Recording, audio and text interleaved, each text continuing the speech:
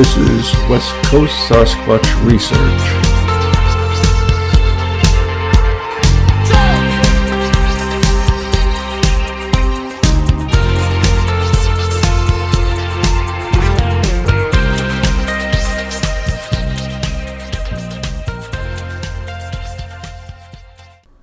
Dear listener, let me start off by saying that 19 years ago, 4 people formed a research club.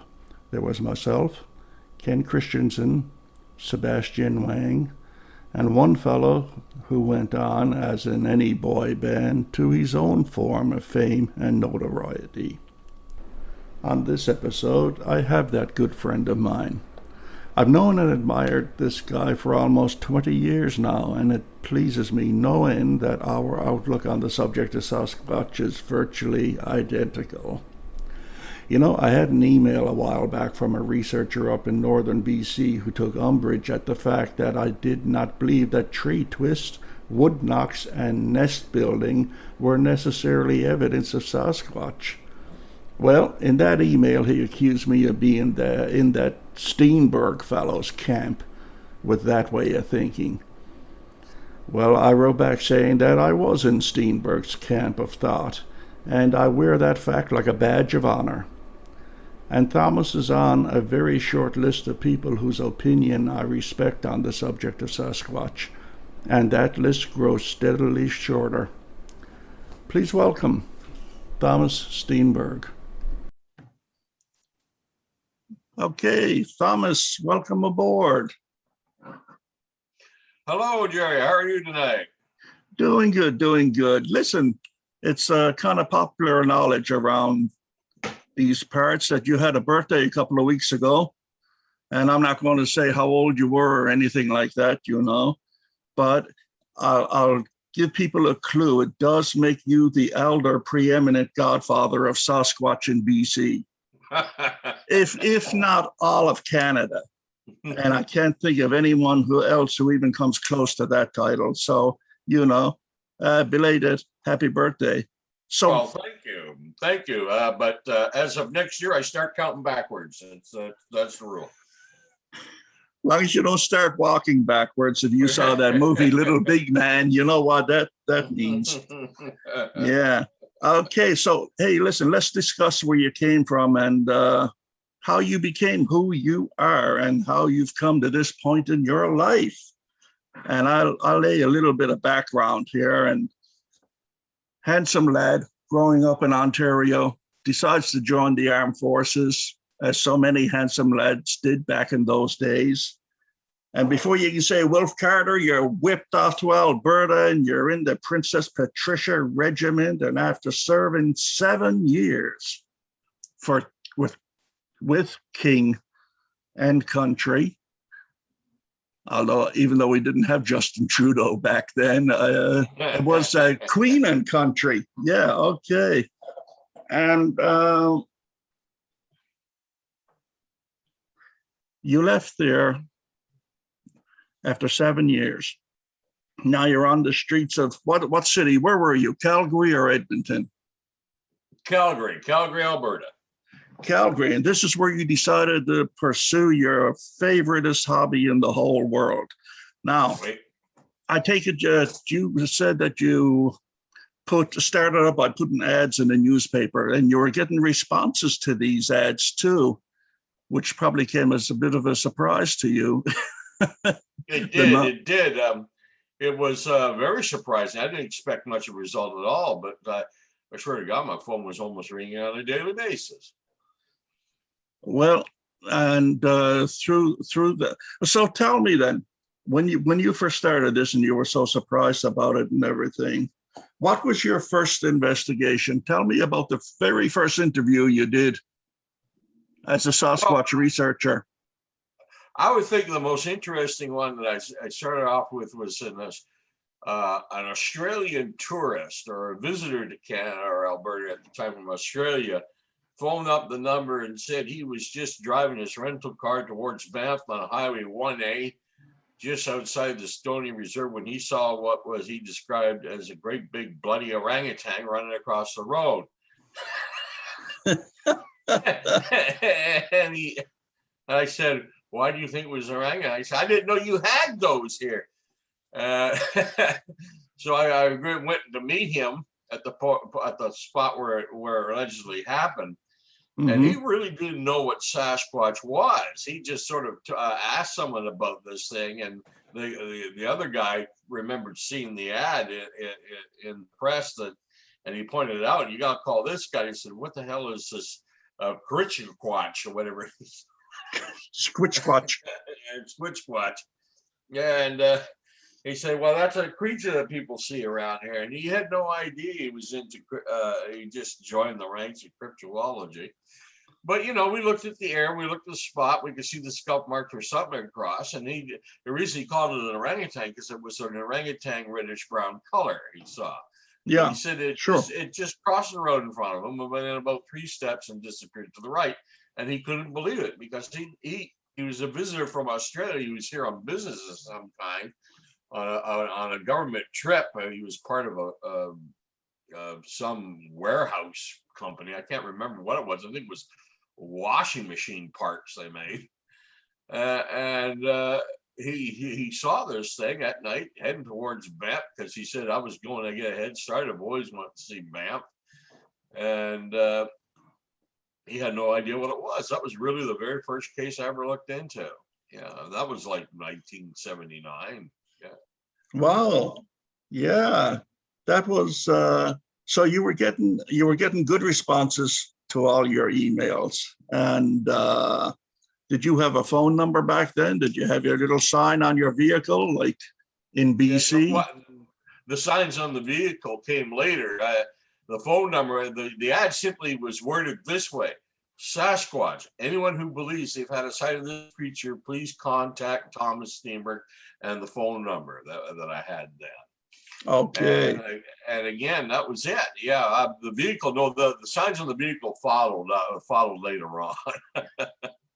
And out of this came one very important contact for you, and that's the professor, Vladimir. Now, Vladimir Markonik. Yeah. he got in touch with you, and you went to meet him where, at the University of Calgary or some such place? Yeah, his office at the Earth Sciences building at the campus of the University of Calgary. He was a professor of archaeology and anthropology at the University of Calgary, Vladimir Markonik. So you guys hit it off, and he sort of became Professor X, and you became the X-Men. And well, you'd be out there. He did the academic stuff. I did the field stuff for him because Vladimir was a senior citizen even back then. He couldn't get out very much. Yeah. Yeah. Well, it seems like you got off to a pretty good start then on your future career as a absolutely. Sasquatch We were kind researcher. of like unofficial partners, and it was really through Vladimir that I eventually met the late Grover Krantz, and I met the late Bob Titmus and the late John Green. I met Rennie on my own, and it was through those kind of contacts that really got me going off on the right track, and you might say the right direction. Yeah, and with that, I'd like to ask you something. When you had a whole plethora of incidents in Alberta, why make the switch to British Columbia? I mean, you said that you were surprised you were getting so many responses in Alberta, and yet that pales in comparison to what Alberta's like now. You can't throw a stick without hitting a researcher in Alberta. Oh no, when I was there, Vladimir and I were the only ones, as far as I knew. Yeah, I never heard of any other researchers really in Alberta until after I left. How come you did leave? I like to think I sort of started something. Well, yeah, it would be nice, yeah. But why did you leave? Why did you head for the West Coast? Well, even when I was in Alberta, for every report and story, an eyewitness alleged eyewitness who called me up there from Alberta, I got 2 or 3 from British Columbia. Okay. So even though I was in Calgary, Alberta, I was hearing a lot about British Columbia. And of course, and after I met John Green and became a good friends and colleagues with him, I was sort of like, someone he would reference to if it was on closer to his side of the province, you know what I mean, or my side of the province. I get you. Yeah. Okay, so from Alberta, as I love saying to you, you pulled at Dahinden and left Alberta in the back of a wagon at dark of night and relocated to Abbotsford and then moved on to Mission. Mm-hmm. And so what did you do then? Did you try the same routine, putting ads in papers and looking for responses? I went broke. You couldn't afford to put ads in paper. Oh my God, no. I went absolutely dead broke. I couldn't find a job here my life depended on it. I put over 300 applications in and never even got so much response or anything. Oh. And as for the Sasquatch, well, by the time I was here, I was already well known. I'd already published a book, a number of books, so I was well known by the time I moved here in 2002. Yeah, I want to get to those books in a minute, but now in BC, what I like to think about your exploits as walking the Lonesome Trail. What was the atmosphere and attitude like here in BC? I mean, aside from Green and the rest of the, people who were up on this, did you find that people were rather reserved and didn't want to talk about encounters or what have you? Was there an attitude? I find it here in Canada, the attitude of the people is the main difference in this subject with the same subject in the United States. I mean, in the United States, Washington, Oregon, Northern California, or anywhere else, if there's a documentary on Bigfoot, which is the American word for the Sasquatch, people say, that's interesting, I'm going to watch that. In Canada, oh, there's a documentary of the Sasquatch on. Oh, that's interesting, but the hockey game's on, I'm going to watch that. Rather see the Toronto Maple Leafs than watch that. Yeah, I mean, we had some conferences and stuff set up in Vancouver, and we were lucky to get 80 people. Wow! To come to come and take in what was going on. Whereas anywhere in the United States, you'd have them lined up out the door. They'd have to move because there was not enough seats in the auditorium. Yeah. How dangerous can it be wandering around the backcountry by yourself? I remember many years ago, you showed me that tattered knapsack hanging on your wall, and there's a story behind it. Oh, of course, that was the most frightening thing that ever happened to me. That was in the summer of 1986, Expo year, as you recall here. Yeah. It was. I kind of looked at it as the best year of my life because I was basically in the bush from May to almost Halloween. And I was up near I think it's called Route 93, which is a paved route now. It was a dirt road then. And I was looking at this through this Kirkland area. I just picked out a random to search because I thought it'd be a good place to look for tracks. Sure.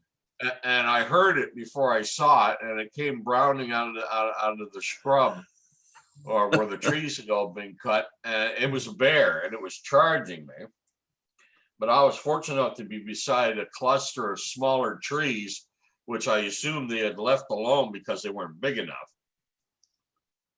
And there were a bunch of them together, and I started climbing up those trees, and I got about, 7, 8 feet up, and all of a sudden I felt it pull me back down again. And for some reason, it let go. And I went right back up the tree. Like a yo-yo. Yeah. And it's amazing what you can do when you're 25 years younger and full of adrenaline. And up in the tree, I was looking down, and what I thought at first was a black bear because he was almost jet black in color. I realized looking down on him that he was a grizzly, and because I could see the blunt head and the long forepaw stuff. I kind of lucky it was a grizzly because black bears can climb like monkeys, and they can climb like cats. Yeah. He would have come right up after, but he didn't. He just popped his teeth and circled the tree for a little while, and then after about 10, 15 minutes, he lumbered off back the way he came. And about an hour and a half after that, I came out of the tree and went back to my truck, which is incidentally where my rifle was. And when I got back to the truck and I took the pack off, that's when I realized I was bleeding. Oh, Yeah, and my pack was absolutely eviscerated. But the only part that got through my shirt into my flesh were two little puncture marks in my lower back that took a couple stitches each. oh, It weren't for that lucky. pack. Lucky it went for the pack and not my legs, which I still don't understand, but that's what it did. And I don't know, man. It's just the scariest thing that's ever happened to me was being attacked by a grizzly bear and getting away with hardly a wound. It was pretty cool. You must have been up in that tree quite a while after he disappeared. About an hour. Yeah, yeah. Oh, Yeah, I was you're right. shaking it. I was shaking. My arms were bleeding because of the cuts from the bandage, from all the branches breaking as I was pulled down and went right back up. It was quite something, yeah. As you say, it was And lucky. yeah. And I said when we went back there a day or so later, because I reported it, we found up around where it first popped out of the brambles, the remains of a deer carcass that was buried. So it was either a deer Yeah, killed or scavenging on. I think when I just got too close to its food cache, she charged. yeah, Yeah, that's yeah. what I think it was. Yeah. And in a way, maybe it was lucky it was a grizzly because they'll either bluff you or they'll kill you. Mm, A black bear will mangle you. mm. It'll stalk you and mangle you. Yeah, they got no problem coming up the trees. Grizzlies don't like to do it, but they don't like climbing. But black bears can climb like monkeys. They can go right up after you. Now, you said you left your gun back in the truck. Mm-hmm. In hindsight, you probably wouldn't have had time to even get a shot off anyway. Probably not. No, it happened really fast. This was like Mm, seconds, just time to react. You know, yeah, believe me, all that stuff and what they tell you about putting your arms up and yelling at the bear and making yourself look pretty, all the things you're supposed to do. When it actually happens, that goes right out the window. yeah. I don't know, but It I goes think right out the window. that's for black bears. I don't know. Yeah. I think you do that to a grizzly, you just make yourself a bigger target. Yeah, chalk up the old cue stick. I'm going to put this guy in the corner pocket. Tell me something. When did you decide that you had enough cases under your belt, enough inventory of encounters and witness documentation and everything to write your first book? You figure I got enough here to make a book. Well, it took about 10 years, I think, because I started in 78, 79, and the first book came out in 1989, 1990. Oh, that's a difference. Yeah. Yeah, and it was about 10 years. And it was titled The Sasquatch in Alberta because no one had ever done a book about the Alberta side of the Rocky Mountains before, and I thought I'd write the first. I'm proud to say I have a copy of that. Yes, indeed. Mhm. Yeah. So what was it like entering the world of publishing? I mean, how much control did you hear? All kinds of horror stories Oh, about they rip books apart and then they decide they don't want to publish it after all. They throw it on the pile. it was a freaking nightmare. One publishing house agreed to do it if I rearranged it in another way, and that took a few months, and I did that. Went through every hoop they told me to jump through, contacted me again. It turned out the woman who told me to do that had left for another job somewhere else. And the new woman, I could just tell by the tone of her voice, had no interest in the subject whatsoever. So that was doomed. And Western publishers, they sort of did a book before on the Sasquatch. They put together the Krantz Marcotic booklet, Sasquatch on the Hominids, a couple of years before mine, but they were having problems. But they did it and they put it out, and I think my book was the second last one they did before they decided to close their doors. Mm-hmm. Mm-hmm. So I mean, so you were given pretty much run of the mill freedom to decide what you would like to keep in these books and what you would like, what you're willing to sacrifice on the editorial board. Basically, the biggest argument I had, and I had the same sort of disagreements with my main publisher, Hancock House, and the follow-up books that came later, was I always wanted to put the witness interviews, what they said word for word, how they said it and what they said exactly, word for word. And publishers always want you to clean up the grammar. I said, look, I'm not interviewing Christopher Hitchens every time here, you know. This is what they said. This is how they say it. And I always thought it should be done that way so the reader gets a clear idea in their mind about who and what type of person they're dealing with. Yeah. That's the way it should be done. And I won out on that. They finally came to that. And I think it worked out pretty darn good. Yeah. Well, that's cool because, you want to impart as much of an image of the witness to the reader as you possibly can for them to have an understanding, because they're only doing it, vicariously through the pages of your book. You're there with the person. You can read their face. You can read the intonations in their voice. You can read their body language. So, you can't water that stuff down to pass it on to the reader. Can you remember your first documentary? The first time you put that beautiful face in front of a camera and said, I'm ready for my close-up?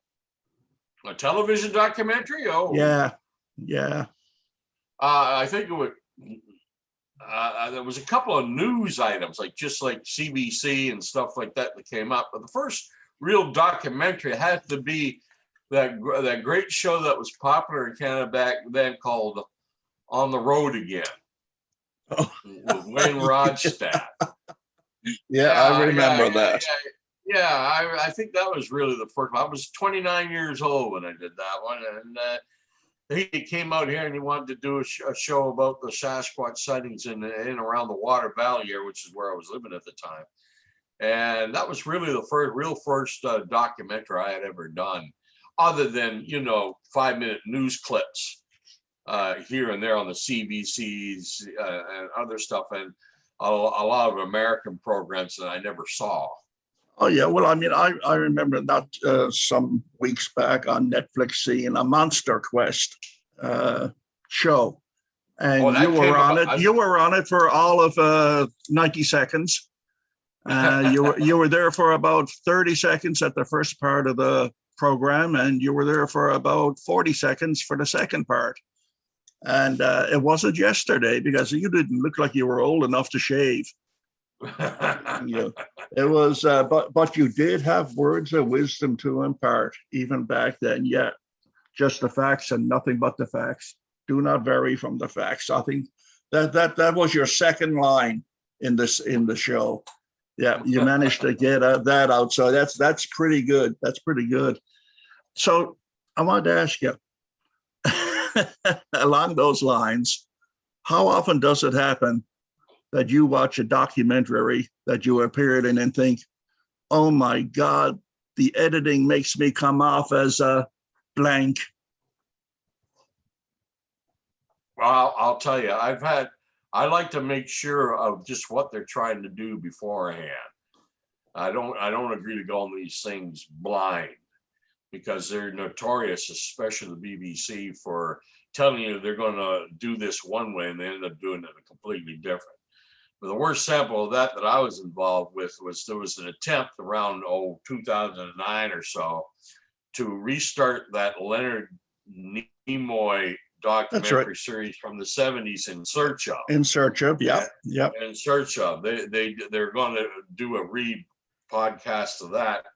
And when I was down in Washington, they asked me to do their Bigfoot episode, and I agreed. And the new host of it was, I can't remember the actor's name, but he's a fine actor and a gentleman. He's the fellow who played Agent Skinner in the X-Files. Yes. Yeah. I can't remember his name. It's gone out of my head just at the moment. But he was the host. And I was on this episode where gave him my words of wisdom, and the other guests were Dr. Matthew Johnson, who I later figured was, just blowing it out both ends. I didn't believe a word he said, and but when they edited it and put it together, they took what I said and cut it and edited it to the point where it made it sound like I was saying something completely different. Mm-hmm. I said, the basic topic of this episode was, is this creature possibly dangerous? And what I said exactly was, if you go by First Nations oral tradition and lore, it gives you the impression that the Sasquatch is a creature to avoid and dread, right? Mm-hmm. But the only part that made it was me saying the Sasquatch is a creature to avoid and dread. You heard it first here, folks. Yeah, Thomas Steenburg says, avoid they and left dread. everything. Yeah, they left everything out about First Nations oral history and tradition, which is what I really said. And they made it sound like I was telling people that there's a monster out there. Which I didn't appreciate that, but I was kind of lucky because I guess it never took off because the new inserts have never really left the ground after a couple of episodes.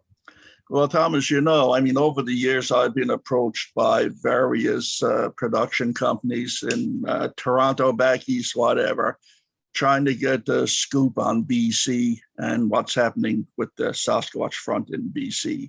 And these people are scary. Mm-hmm. If you pry into exactly what they're after, what they're looking for, it comes out they just want sensationalism. They don't want to hear... They don't want to hear truth. They don't want to hear logic. They want to hear a good story, to pass on to their viewers. And they just want a monster story. Yeah, and it's rather it makes a person rather jaded in this field because you feel like you're just being used, instead of someone taking you seriously, and you try to pass something on to them that you think is worthwhile passing on.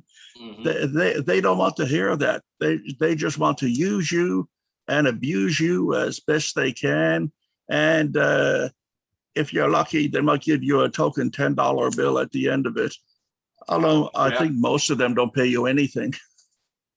No, most of them haven't. And they weren't all that bad. There's some shows that did exactly what they said they were going to do, and I think they came out pretty good. But it's the ones that try to twist your words and make it sound like you said something completely different from what you actually said.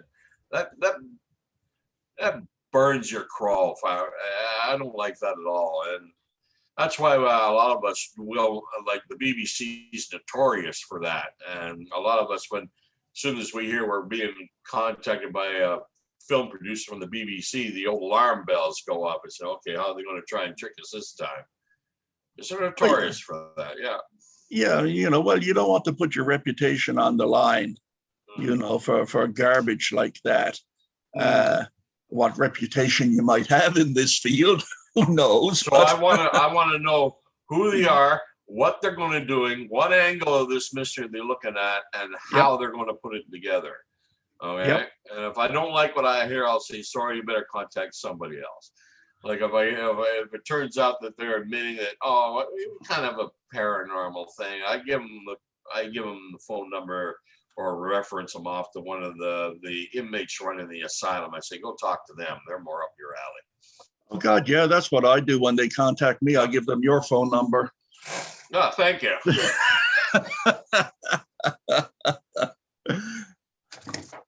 Tell me something. How do you decide what questions to ask during a witness interview? Do you have 5 or 6 go-to questions that always appear and just come up with the others as you go along? Or what's the story? No, I have a questionnaire I've used from the beginning. I've added to it as years went by, and I thought of other things to ask. But it's basically about a 50-question questionnaire, and I've stuck to it, and I continue to use it. So with that, have you ever had an interview where you thought, this person is Looney Tunes? The cheese is definitely slipped off their cracker. I mean, I asked this because I did interrupt you, but I asked this because about 10 years ago, I was talking to a researcher down in Arkansas or someplace like that. And by word of mouth, he got a tip of this Sasquatch sighting out in the boonies there. Somebody said that they were seeing one on a regular basis. So off he goes 2 miles down this dirt road to a shack at the end of the dirt road. Hillbilly Joe comes out, says, "Oh, yeah, sure, come on around the back and I'll show you where the Sasquatch come out every night." And the sun is just starting to go down now. So, he goes, searcher goes around the back with Hillbilly Joe. And Hillbilly Joe says, "Right there, and that copse of trees there, that's where they come out at night." Now, the researcher noticed there was this hole in the ground about 8 feet wide and deep. He figured it was a well. He said, that's pretty dangerous in there. The fellow said, "Well, it's been like that since 30 years ago when I bought the place." And he said, "How deep?" Said, "Pretty deep." So researcher picks up a rock and throws it in, listens and listens, doesn't hit the bottom. So anyway, he asked him, "Where do you see the Sasquatch at?" And he said, "See the Sasquatch coming out of those trees over there, just over there. You'll see them if you hang around long enough. But, that isn't the oddest thing." So the researcher says, "What's the oddest thing?" He said, "That hole in the ground." "Yeah." He said, "That's where you hear voices in the night coming out of that hole." Well, that researcher lost with visions of every Stephen King book he ever read in his life. He just tore a patch around that cabin, hopped in his vehicle, and got out of there before the sun did go down. So I'm thinking, did you ever have, and he swears it's a true story, and did you ever have somebody who just gave you the heebie-jeebies, like, I shouldn't be here alone with this person? I've never had really an interview with someone who gave me the heebie-jeebies, but I've had a lot of people I've interviewed where I just shook my head and thought to myself, "Let's get this over with. He's a nut job." And let me tell you something. There are a lot of women out there with weird sexual fantasies. Okay, that's for another show, for another time. That's another definitely. Show. And for why they have these about a large hairy primate in the woods, I don't know, but there are a lot of strange people. Yeah, it's a long way from Fabio, isn't it? Yeah, right. Yeah. But something that brings up another interesting point. As you're well aware, a Sasquatch encounter is not the same thing to everybody. Some people love it. Some people hate it. Some people wish it never happened. Mm-hmm. Have you interviewed someone that,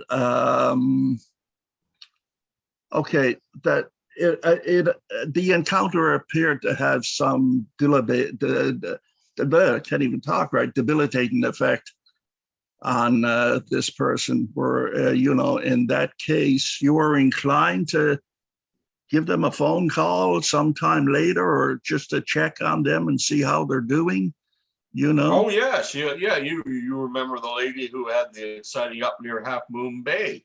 Yes, I do. 2005. Yeah. I went up there and interviewed her and stuff, and she was a very stressed out by what she saw, and when we like what we were talking about earlier, a defunct documentary series, which is what you and I were involved with. She was going to be interviewed. You went up and you talked to her yourself. Yes. And her described how it affected her and her daughter. Yeah, and but when it actually happened, she was having nightmares. She was very, very upset. When I first interviewed her, she actually broke down because she had heard stories of this thing her whole life. Everyone's heard the stories growing up in British Columbia. Sure, but when you see it yourself, and she said, "I cannot believe that something this big is out and around us all the time, and we don't know it." In other words, it's not in a zoo. It's not an everyday, an occurrence. She said it literally freaked her out. It's a shocker. And she's a dear lady, and she just reacted that way. And I've had that happen, especially with female witnesses, quite often. Men, it's usually It's more like you gotta, when they see it and it's gone, they sort of say it to themselves, you gotta be blank, blank, blank kidding me. Mm. You know, it's like they're almost angry that it happened. Great. Yeah. Now I got this thing in my life. That's as if life wasn't bad enough. Now I've got this on my back. Yeah. Now I got to tell somebody about it. And they get on the horn and they get in contact with a few of the more nuttier characters. They think, "Oh, you got to be kidding me!" We all internalize in our own way. Yeah. Oh yeah, I've come across that time and time again. A witness just a few years ago, he was so bothered by it. He told off of Dahinden Highway. He saw it on a neighbor's property as he was driving to the Chilliwack Airport to pick up his niece, and he just saw it. And it really bothered him. He said he could not believe the reality that this thing is real and it's that big and it's all around. I mean, he said he had nightmares, and it actually made him a nervous wreck. Well, it's almost like seeing a Tyrannosaurus Rex go stomping across the road in front of your car. Yeah. I'm quite sure it probably is that bizarre to some people emotionally. I think some people it almost like disrupts everything they've believed their whole lives. The whole belief system, yeah. It's based on practicality. Mm-hmm. And, it's hard trying to, how would you say? It's like being told, suddenly realizing that something you were told was only a legend mythology your whole life, and you took to be a fantasy tale, is actually real. Yeah, and the thing is, how can you be practical and be a Sasquatch researcher at the same time? My philosophy from the beginning has always been stick to the facts and never deviate the facts. So I've never varied from that course. And you'll be safe if you stick to that. Yeah. You'll be safe, yeah. So, I mean, these sightings, the one that we hear about, most of them, the 5, 10, 30-year-old sightings, I mean, what's the importance of investigating them, Thomas, these cold cases? I think the best thing to do is just so there's a record of the incident and that that it actually happened. Mm-hmm. Like these cold cases, I think the best thing they serve is a lot of the witnesses, they're just so relieved to finally be able to tell somebody about this and get it off their chest and have someone take them seriously. Those are people who really believe they actually encountered something, and it's been bugging them in the back of their mind and affecting their lives ever since. And they're just dying to tell someone about it and not get immediately told, well, you're a nut. What are you telling me this nonsense for? Get that stuff out of your head. Mm-hmm. Why are you making up this story? And to them, it's almost, I've had that so many times where people tell me something that happened to them 15 years before. It's like a relief. Finally, somebody listened to me. Yeah. All right. Post-traumatic stress syndrome, Yeah. Nowadays, with the so-called Sasquatch field, and I like to say it's more like an assignment that's been taken from the inmates. There's all kinds of people who will listen to you, but they'll tell you weird things. Well, you probably saw a star person from the fourth dimension who was dropped off by a UFO, or something like that, and the person's on the other end of the phone who had you gotta be kidding me. Wham, puts the phone come across that time and time and time again. I mean, one of the worst things that ever happened to this research was the invention of the internet, because great tool that it is. Let's face it, it's a soapbox for every snake oil salesman out there.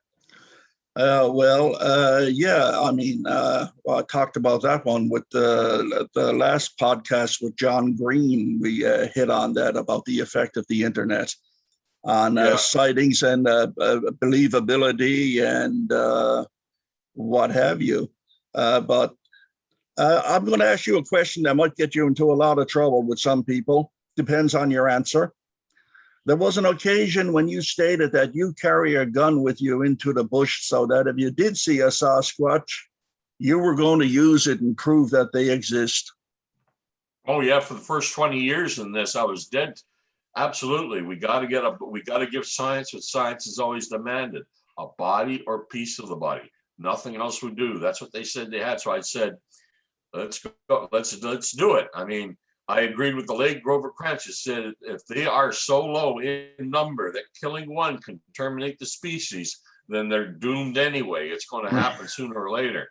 Yeah, it's going to happen sooner or later. And now, today, the way I look at it, it's still what has to happen. And I don't know if I personally could pull the trigger if I had one of my rifle sights. I may be just so thrilled knowing in my heart and my mind that I was right all these years and just be satisfied with that and to hell with everybody else. Yeah. You know, because I do this now because I want to know. I gave up decades ago and proven it to everybody. Right now, I just do it because I want to know. I can't let go of it, so I want to know. Does the Sasquatch indeed exist? Now, as for the body and whether or not one should be shot, I still say that's what has to happen because that's what science demands. And no amount of politically correct wishful thinking is going to change that because that's just the way it works. Yeah. I mean, a lot of people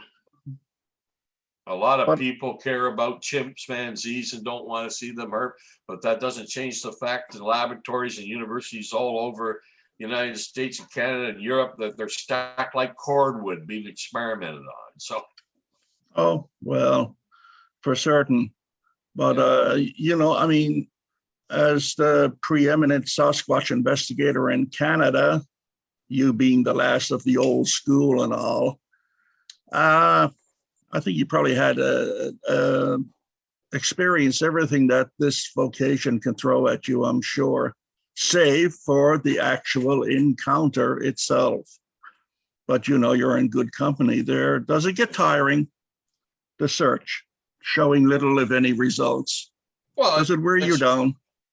it's frustrating and disappointing. I mean, if you had asked me back in 1978, would we still be looking for it in 2021? I would have said you were crazy. Yeah. But here we are. Here we are. I've been in this 42 years now.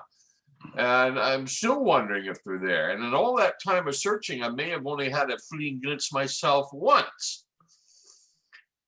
And that was in 2004. And I saw a figure. It was jet black in color. It was jet black in color. It was walking upright. But like I said, my philosophy has always been stick to the facts and never deviate the facts. So the facts are it was about a mile away and I couldn't see details. So I can't say with 100% certainty that wasn't some great, big, odd-looking man way up there. Uh-huh. Yeah, but if he was, what he'd be doing there, I don't know, because the way I remember this is that thing big even for a Sasquatch. So if that was a Sasquatch, I have seen one. If it was not, I still have not. You know, there's what appears to me to be a shortage of credible sightings in the past 5, 6, 7 years or so. And why do you think that might be? You know, are the numbers scarcer than we might have thought, or is their traveling circuit interrupted by mankind's expansion into certain areas? I remember years ago, probably go back about 8 or 9 years ago, and like we had a couple of summers that were hot to trot in the lower mainland. I mean, back in 2009 to 10, like once a month, there was what you would call a legitimate sighting, you know. I mean, Ruby Creek, Mount Archibald, just to name a couple right here in the lower mainland. And that was the summer of the Sasquatch. That was, I mean, these cases were, you know, almost ironclad, except the Sasquatch itself didn't turn up for the interview, you know. It would have been perfect 10-pointer, except for that. So I don't know. Why does it go around in circles, do you think? I always thought that, that Sasquatch has its own circuit that it travels. That's why you get reoccurring sightings in the same place with about a 10-year gap in between. I don't know. What do you think? My hypothesis is this. The Sasquatch, I go along with what Grover Krantz used to say. I think, assuming that the creature does exist, there may be one for every 100 bears in any given area. I think the creature lives in family groups. Now, I gotta admit, this is all hypothesis on my part. I have no way to back this up. I think they live in family groups. That would be one dominant male and a number of females and young. That dominant male tolerates the daughters, but when the sons get to a certain size, he drives them off. Mm-hmm. And they go live a nomadic lifestyle, wandering out there on their own, getting bigger, getting stronger, getting bigger, getting stronger as the years go by. And maybe one day they'll come across a family group and challenge the dominant male and either kill him or drive him off. And that when people report a rather sickly grayish tipped one, that may be former dominant males that got dethroned, and they go back to that native, that nomadic lifestyle to live out the rest of their lives if they're lucky enough not to be killed by the young challenger that drove them away in the first place.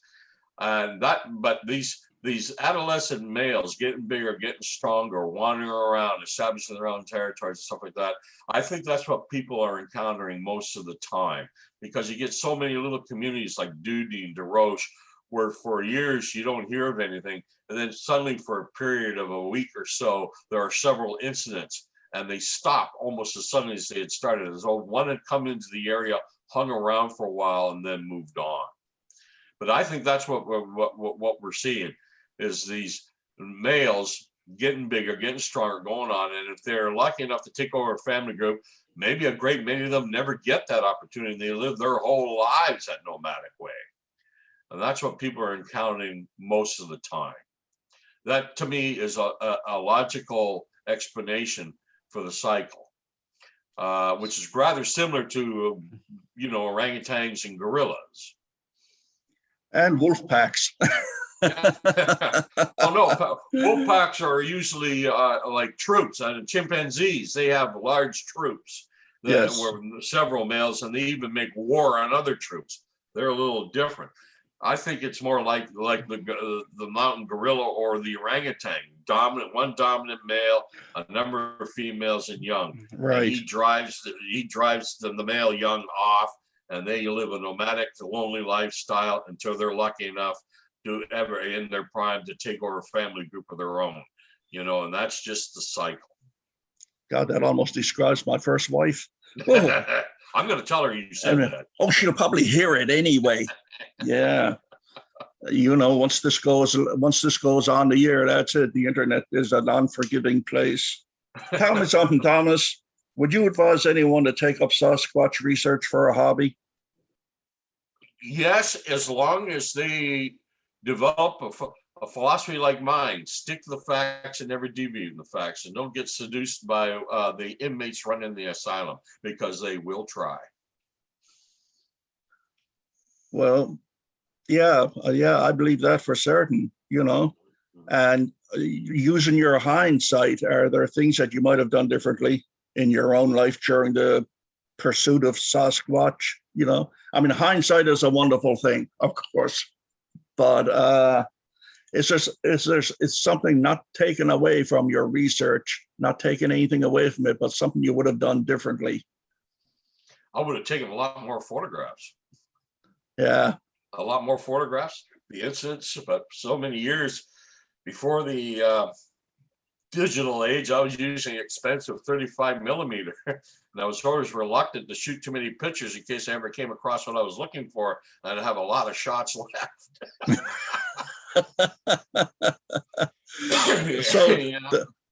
The pluses outweigh the negative. Oh yes, absolutely. Yeah. I wouldn't. To me, I'm fascinated. I wouldn't have traded my life for anything. I may have done a few things a little differently, but no, I wouldn't have traded my life for anything, There's not too many people who get to pursue something they love to do. Most people are stuck in jobs they hate and they live lives they hate, just looking for their 2 weeks off. I remember Rennie said, if I had to live that way, working 9 to 5, 360 days a year with a couple of weeks vacation, I'd go out the back and blow my head off. It's not too many. I told him, and at the end of his life, poor Renee was having doubts about everything. I said, hey, look, Renee, you got to do what you wanted to do. There's not many people who could say that. You know, there's an old saying that it's better to light a candle than curse the darkness. Yeah, absolutely. And that's what you guys have done in your own way, you know. Yeah. Thomas, this has been amazing, wonderful, my dear friend. So good to talk to you. We'll have to do it again very, very soon. Anytime, Jerry, anytime. Yeah, and I want to tell something to the dear listeners out there, you know, that Thomas is famous for more, not many people know this, but Thomas is famous for more than just being a preeminent Sasquatch researcher. He also does one hell of an impersonation of Smithers and, you know, and other Simpson characters, and Rennie Dahinden too. But, you know, that'll just be our secret. That's what he's really going to be famous for 10 years from now. Homer Simpson. Do Homer again, Thomas. Boy without mission is like a bowling ball with a liquid center. But of course, you know, Rennie would say, stop talking about this horse shit. Just get the rocks out of your head and go grab it. Thomas, it's been a slice. We're going to have to do it again real soon. You got her, Chief. You got her. You take care, my friend. You too. Okay. Bye-bye. Bye-bye. Okay, dear listener, that about wraps it up for now. My name is Jerry Matthews. You can reach me at yellowcoyote@talis.net. Thank you for your interest, and until the next time, keep searching.